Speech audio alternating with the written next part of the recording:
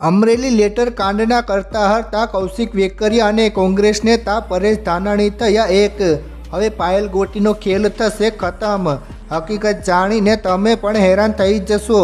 મિત્રો, શું છે પૂરેપૂરી ઘટના? ચાલો આપણે વિસ્તારથી જાણીએ। મિત્રો, અમરેલી કાંડનો મુદ્દો હાલ ભારે ચર્ચાનો વિષય બની ગયો છે। આ પત્રકાંડમાં ત્યાંના ધારાસભ્ય કૌશિક વેકરિયા વિરુદ્ધ હપ્તાખોરીનો આરોપ લગાવવામાં આવ્યા હતા। ત્યારે આ આરોપો સાચા હોવાનું કહેવામાં આવી રહ્યું હતું। ત્યારે આ લેટર કાંડ બાદ કૌશિક વેકરિયા અચાનક ગાયબ થઈ ગયા હતા। પરેશ ધાનાણી આ લેટર મામલે કૌશિક વેકરિયાને જાહેરમાં ચર્ચા કરવા બોલાવ્યા હતા, પરંતુ તેઓ ત્યાં આવ્યા ન હતા અને ન તો તેમણે આ આરોપો મુદ્દે કોઈ નિવેદન આપ્યું હતું અને ન તો તેઓ ક્યાંય દેખાયા હતા, જેથી કૌશિક વેકરિયા ભૂગર્ભમાં ઉતરી ગયા હોવાનું જાણવા મળ્યું હતું અને લોકો દ્વારા કહેવામાં આવી રહ્યું હતું। ત્યારે આજે અચાનક ભૂગર્ભમાંથી બહાર આવ્યા હોય તેવું લાગી રહ્યું છે।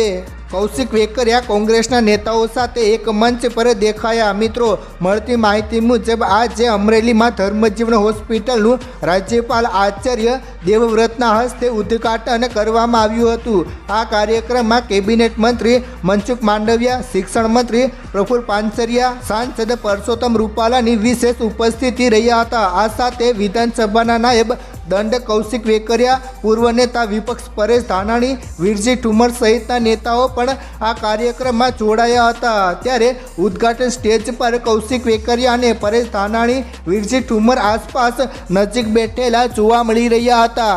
લેટર કાંડમાં લાગેલા આરોપો સાચા હોવાની ચર્ચા શરૂ થતાં કૌશિક વેકરિયા ગાયબ થઈ ગયા હતા અને અચાનક આ કાર્યક્રમમાં દેખાતા હવે કૌશિક વેકરિયા પાછા ભૂગર્ભમાં જતા રહેશે કે નહીં તે સવાલો થઈ રહ્યા છે, તે જોવાનું રહેશે।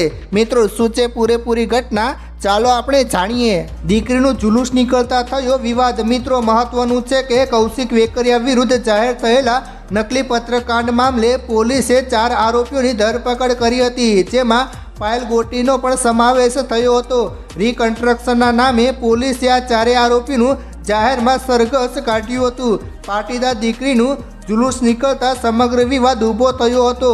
પાટીદાર આગેવાનો આ નેતાઓને વિરોધ કરતા પાયલ ગોટીને જેલમાંથી મુક્ત કરવા આવી ગયા હતા। શું છે ઘટનાક્રમ? મિત્રો, કૌશિક વેકરિયા સામે આક્ષેપો કરતા પત્ર વાયરલ થયો હતો, જેમાં કૌશિક વેકરિયા પાસેથી પોલીસે 40 લાખનો હપ્તો લેવાનો પત્રમાં આરોપ હતો।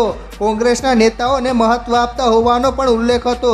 ત્યારે અમરેલી તાલુકા પંચાયતના પ્રમુખના નામે પત્ર વાયરલ થયો હતો। પત્ર પોતે જ લખ્યો હોવાની અમરેલી તાલુકા પંચાયતના પ્રમુખે ખુલાસો કર્યા બાદ કિશોર કાનપરિયાએ ખુલાસા પછી પોલીસે તપાસ હાથ ધરી હતી।